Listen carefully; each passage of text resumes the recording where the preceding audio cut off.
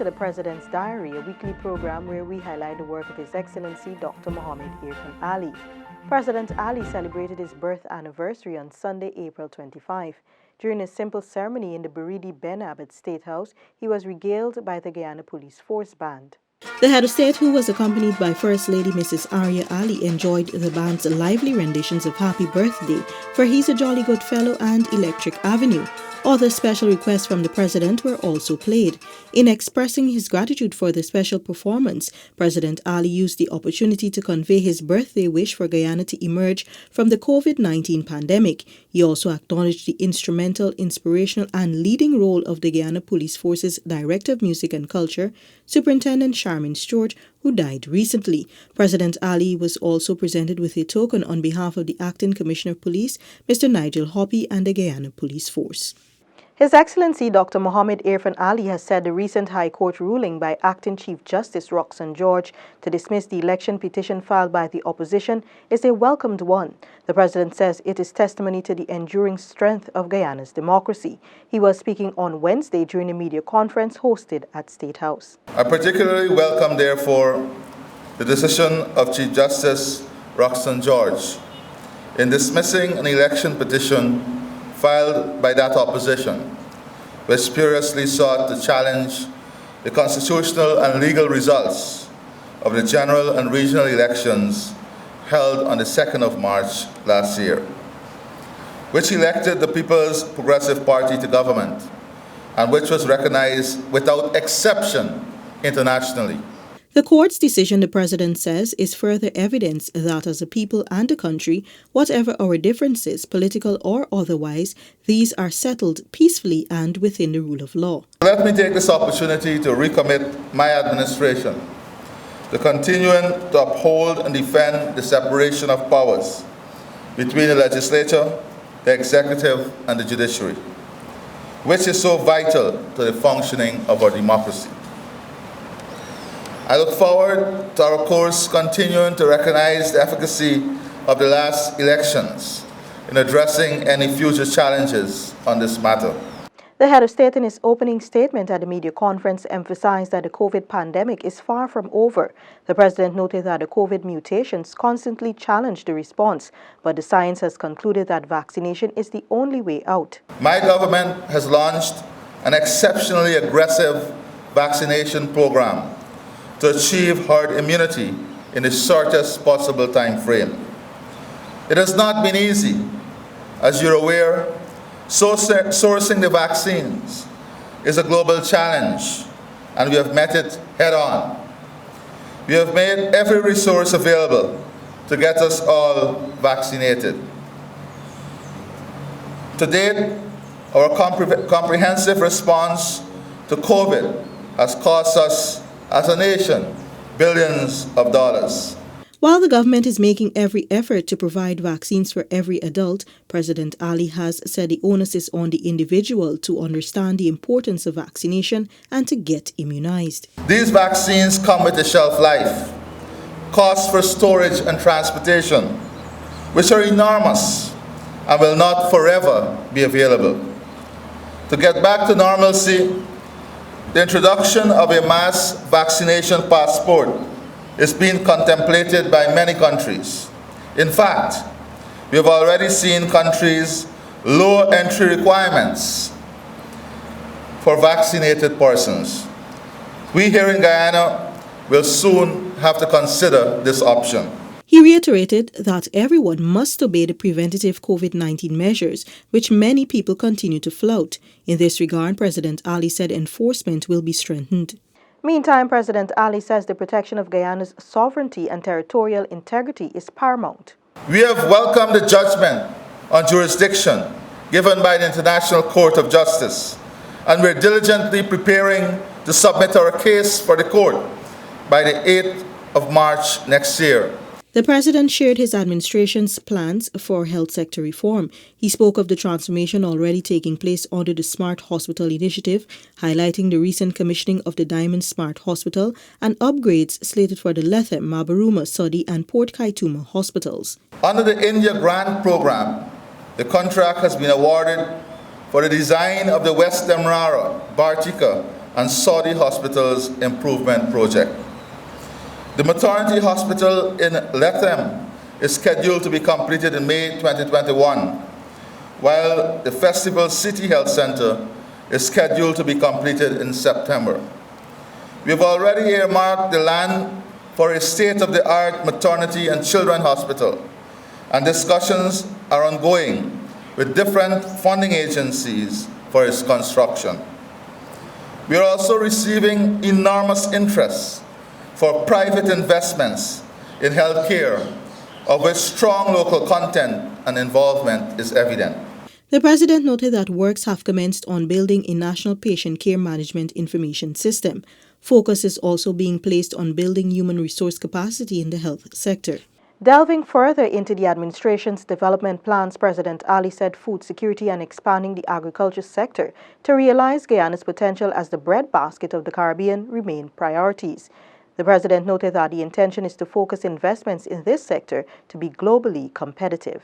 We are already seeing results with positive growth in the rice sector through the development of 16 high-yielding rice varieties, increasing yields from 39 bags an acre to between 50 to 60 bags per acre in tested areas, and by the establishment of the Paddy Bog Action Unit in Region 2, 3, 4, 5, and 6. President Ali noted that government's commitment to sugar has seen $7 billion allocated to the Guyana Sugar Corporation. Kaisuku has completed a 5-year strategic plan, rehired more than 1,000 workers, and an expression of interest for private participation in the industry saw significant responses, which are currently being evaluated. The government is also supporting farmers with maintenance works in drainage and irrigation, or investment in other crops has returned substantial earnings. In building our livestock industry, government has invested and will continue to invest in high-quality livestock for improved production and productivity. The fishing and aquaculture industry has seen remarkable expansion with over $30 million in private investment for this year. In the area of natural resources, the head of state says this sector continues to improve. The President made reference to ExxonMobil's recent announcement of the discovery of the Uaru-2 well in the Stabroek block, which will add to the gross discovered recoverable resource estimate, currently said to be approximately 9 billion oil equivalent barrels. The FPSO Unity is scheduled to arrive in the second half of this year, whilst Bayara is expected to come online by 2024. By 2027, it is expected that 3 additional FPSOs will come on stream, taking production to 1 million barrels per day. The local private sector is becoming more involved and aggressive in proactively preparing for these opportunities, with expansion and construction of new shore and air-based capacity and the building of our servicing capabilities. Further, our local content provisions will ensure that once the service is offered here competitively, it must be given priority to be utilized. The expanded low-carbon development strategy is a platform through which our development pathway will be embedded. This was recently reinforced at a Commonwealth Heads of Government America's Roundtable discussion. This was hosted by His Royal Highness Prince Charles.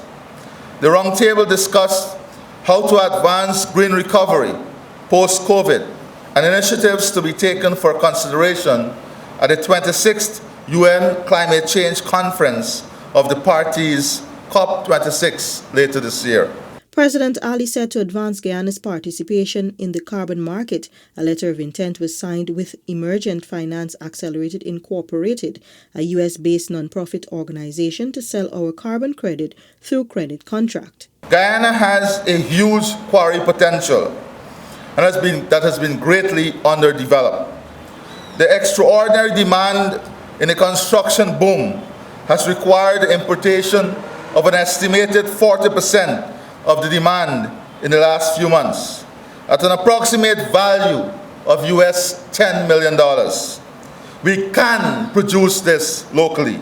His Excellency says our accelerated housing program, massive highways and community roads which are being developed will increase the country's demands threefold over the next 5 years. In the housing and construction sector, President Ali noted that his government is well on its way to achieving the promised 50,000 house lots. 4,000 house lots have been completed within the first 9 months. Our investment portfolio of $15 billion in housing has seen a drop in low-income interest rates, an increase in the loan ceiling from 12 million to 15 million, and an increase in the mortgage relief threshold from 15 million to 30 million.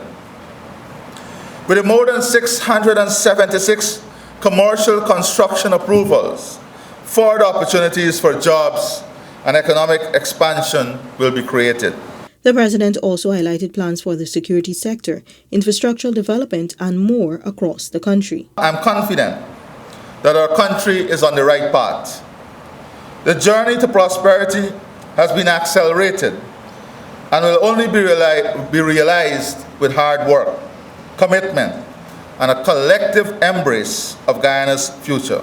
On Labor Day, May 1, President Ali, in his address to the nation, noted that workers are most indispensable to national development. The President said they provide the brain and muscle of our economy. Workers are the prime force in transforming our resources into wealth. They help drive and sustain economic growth and are the protagonists of human development. Without workers, our economy would grind to a halt. President Ali says the COVID-19 pandemic has inflicted grievous harm to the global economy. He noted that workers have borne the brunt of the global downturn resulting from the pandemic. Employment shrunk as hundreds of millions of workers were hurled onto the breadline. Guyana has not been immune to the effects of the COVID-19 pandemic. Our economy has also been adversely affected. But we have taken and will continue to take steps to protect workers and their families. Every worker, the President noted, whether in the formal or informal sectors, whether employed in the traditional or newly emerging sectors, or engaged in the private or public sector, has a critical role to play in helping to navigate our economic recovery and advancing economic growth and development. My government is committed to ensuring a better life for all workers. Our workers deserve this. Over the next 5 years and beyond, workers can look forward to greater economic security, enhanced economic prosperity, and progressive improvements in citizens' living standards. This has been the President's Diary, where we took a look at His Excellency Dr. Mohamed Irfaan Ali's week of activities. Thanks for watching. Join us again next week.